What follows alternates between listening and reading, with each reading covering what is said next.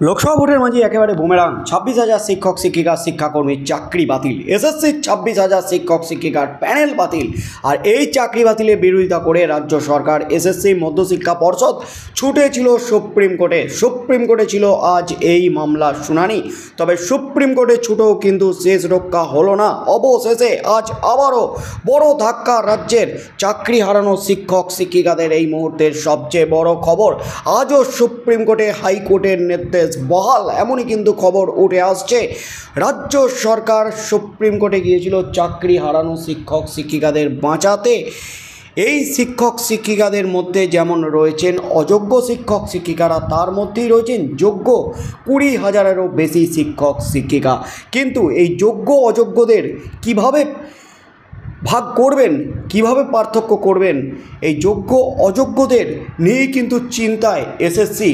এবং এসএসসি আজ রিপোর্ট পেশ করতে চলেছিল সুপ্রিম কোর্টে। রিপোর্ট পেশ করবে সুপ্রিম কোর্টে, এমনই কিন্তু খবর উঠেছিল সকালে। তার মধ্যে সুপ্রিম কোর্টে আজ বড় ধাক্কা। রাজ্যের এই মুহূর্তের সবচেয়ে বড় খবর, সুপ্রিম কোর্টের আগের সপ্তাহের যে রায়, সেই রায়ে কিন্তু চাকরি বাতিলের নির্দেশ বহাল ছিল। তারপরই যোগ্য শিক্ষক শিক্ষিকারা দাবি করেছিলেন সুপ্রিম কোর্ট 20,000 যোগ্য শিক্ষক শিক্ষিকাদের তাদের সার্টিফিকেট দিন যোগ্যতার।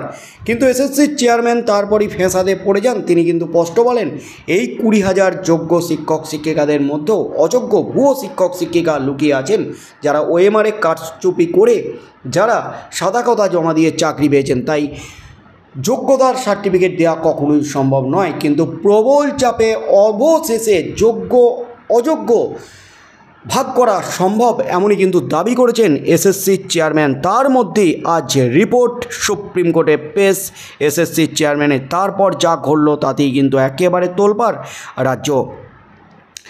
26,000 শিক্ষক ও অশিক্ষক কর্মচারী চাকরি বাতিল মামলায় সুপ্রিম কোর্টে শুনানি আজ পিছিয়ে গেল। সোমবার প্রধান বিচারপতি ডিওয়াই চন্দ্রচূড়ের বেঞ্চে মামলার শুনানির কথা থাকলেও শেষমেশ তা হলো না। কাল এ ব্যাপারে শীর্ষ আদালতে শুনানি হতে পারে। এদিন দুপুর 2টোর সময় মামলাটি শুনানি হওয়ার কথা ছিল। যেসব গ্রুপ ডি কর্মচারী চাকরি গিয়েছে তাদের আইনজীবী প্রধান বিচারপতির উদ্দেশ্যে একবারের জন্য বিষয়টি উত্থাপন করেন। তিনি বলেন, হাইকোর্টের নির্দেশে যাদের চাকরি বাতিল হয়েছে তাদের অনেকেই ক্যান্সার আক্রান্ত, তাই জরুরি ভিত্তিতে শুনানির আবেদন করছি। প্রধান বিচারপতি ডিওয়াই চন্দ্রচূড় তা শুনে বলেন, কয়েকটা ছোট বিষয় রয়েছে, সেগুলো আগে শুনে নিই, তারপর এই ব্যাপারটা শুনব। কিন্তু অন্য মামলার শুনানির জন্য এতটা সময় চলে যায় যে শেষমেশ 26,000 শিক্ষক ও অশিক্ষক কর্মচারীর চাকরি বাতিলের বিষয়টি নিয়ে সোমবার আর শুনানি সম্ভব হয়নি। শুনতেই চাইল না সুপ্রিম কোর্ট। 26,000 শিক্ষক শিক্ষিকার বক্তব্য শুনতে চাইল না সুপ্রিম কোর্ট। সংখ্যা তত্ত্ব দিয়ে যোগ্য অযোগ্যদের ফারাক বোঝাবে কমিশন। সুপ্রিম কোর্ট লিস্ট জমা দিতে বলেছিল এই 26,000-এর মধ্যে কতজন আছেন যোগ্য এবং কতজন অযোগ্য, তার ভাগ করে দিতে হবে, লিস্ট দিতে হবে। কিন্তু প্রাথমিকভাবে আজ সংখ্যা তত্ত্ব দিয়ে বোঝাতো এসএসসি যে বিস্ফোরক দাবি করেছিল 5,200-র মতো অযোগ্য ভুয়ো শিক্ষক শিক্ষিকা, যারা টাকার বিনিময়ে ঘুষ দিয়ে সাদা কাদা জমা দিয়ে ওএমআরে কারচুপি করে তারা চাকরি পেয়েছে। আর বাকি 20,000-এরও বেশি শিক্ষক শিক্ষিকা যারা যোগ্য। আর এই যোগ্যদের লিস্ট জমা না দিয়ে এসএসসি আজ শুধুমাত্র সংখ্যা তত্ত্ব, এই সংখ্যাটাই জমা দিত সুপ্রিম কোর্টে। তার উপরই কিন্তু আজ শুনানি হতো। তবে আগামীকাল কিন্তু এই মামলাটি আবারও উঠতে চলেছে প্রধান বিচারপতির এজলাসে।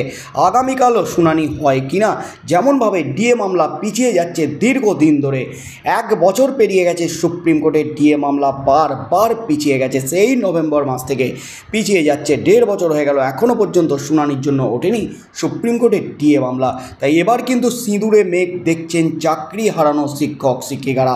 যদি সুপ্রিম কোর্টে এই মামলা না ওঠে তাহলে কিন্তু দিনের পর দিন চাকরি হারা হয়েই থাকতে হবে শিক্ষক শিক্ষিকাদের। কারণ সুপ্রিম কোর্ট যদি কোনো স্টে অর্ডার না দেয় তাহলে কিন্তু হাইকোর্টের নির্দেশই বহাল থাকবে, তাহলে কিন্তু চাকরি বাতিলের রায় নির্দেশই বহাল থাকবে।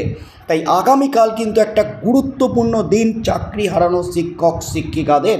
এবং সবথেকে গুরুত্বপূর্ণ এসএসসির চেয়ারম্যান, এসএসসি তিনি কী রিপোর্ট জমা দিচ্ছেন, তার রিপোর্টের উপরই কিন্তু নির্ভর করবে যোগ্য শিক্ষক শিক্ষিকাদের চাকরি ফিরে পাওয়ার গল্প। যোগ্য শিক্ষক শিক্ষিকাদের শুধুমাত্র যোগ্য বলে লিস্ট দিলেই হবে না, তারা কিসের ভিত্তিতে যোগ্য সমস্ত প্রমাণ কিন্তু এসএসসিকে তুলে দিতে হবে ওই 20,000 শিক্ষক শিক্ষিকার। আর সুপ্রিম কোর্টের প্রধান বিচারপতি আগের শুনানিতে যে পর্যবেক্ষণ করেছিলেন, পর্যবেক্ষণে তিনি যা জানিয়েছিলেন যে ওএমআর সিট পুড়িয়ে দিয়েছে, নষ্ট করে দিয়েছে এসএসসি, তাহলে কিভাবে সম্ভব যোগ্য এবং অযোগ্যদের বেছে নেওয়ার, কীভাবে সম্ভব এটা? আর একটা বৃহত্তর জালিয়াতি হয়েছে, কারণ সুপার নিউমেরিক পোস্ট ক্রিয়েট করাটার অনুমোদন দিয়েছে রাজ্য মন্ত্রিসভা।